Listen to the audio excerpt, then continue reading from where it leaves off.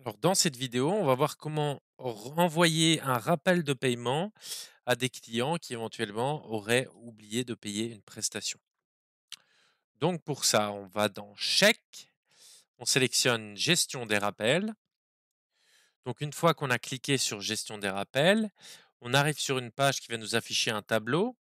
Alors ce tableau, par défaut, il va nous afficher donc les clients qui ont une dette de 4 semaines, mais il est possible de choisir selon d'autres critères, donc avec le panel de recherche sur la droite. Donc je peux aller chercher les clients qui ont une dette qui date uniquement d'une semaine ou plus lointain de 8 semaines, etc., etc. Je peux évidemment faire d'autres recherches de clients via des statuts, le statut du client, via le nom du client, etc. ou aussi via les chèques.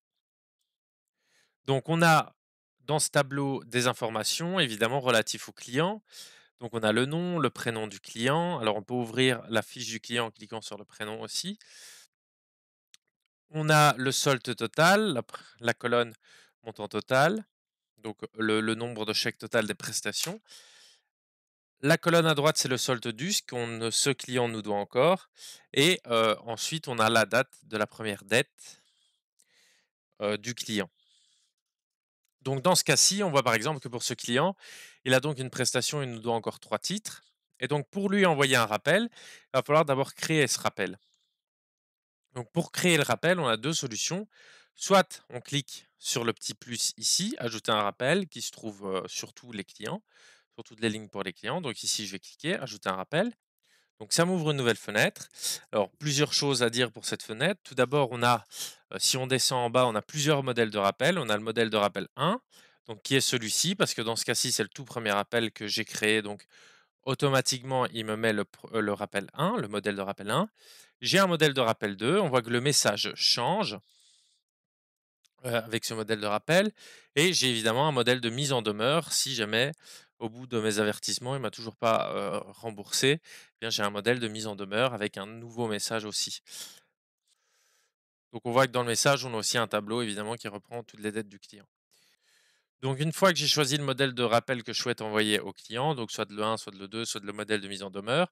Alors bien entendu, je peux rajouter du texte au texte de base. Je peux taper évidemment, rajouter un message plus personnel. Une fois que j'ai choisi donc mon modèle, je clique tout simplement sur enregistrer. Ça va me réactualiser la page automatiquement et si je descends pour mon client, je vois que cette fois-ci, j'ai le premier appel qui a été créé. Alors je peux éventuellement l'éditer en cliquant sur le crayon, ça m'ouvre une nouvelle fenêtre et je pourrais éventuellement changer des informations.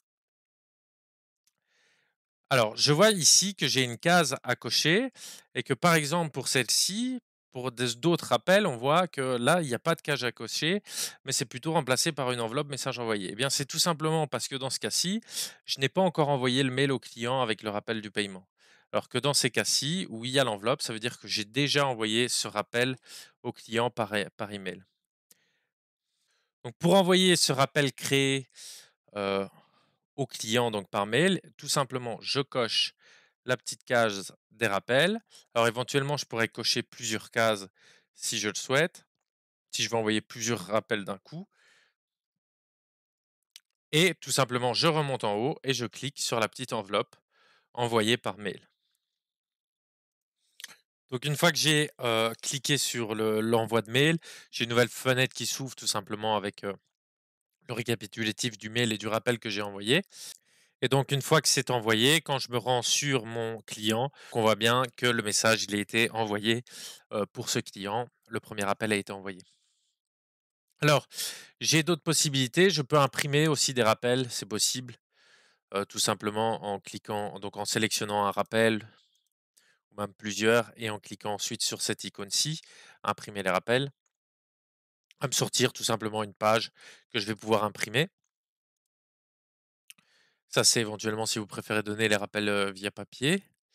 Alors, j'ai la possibilité de checker automatiquement tous les derniers rappels créés. Donc, si je clique sur le petit V ici, vous voyez que ça me check à chaque fois automatiquement la case du dernier rappel qui a été créé pour tous les clients. Et donc, éventuellement, je pourrais envoyer évidemment tous ces rappels en une fois par mail. J'ai aussi la possibilité de créer de façon automatique des rappels. Donc, si on crée ici, si on clique ici sur le petit rond, génération automatique des rappels. Cela nous ouvre donc une fenêtre avec un tableau récapitulatif des rappels générés.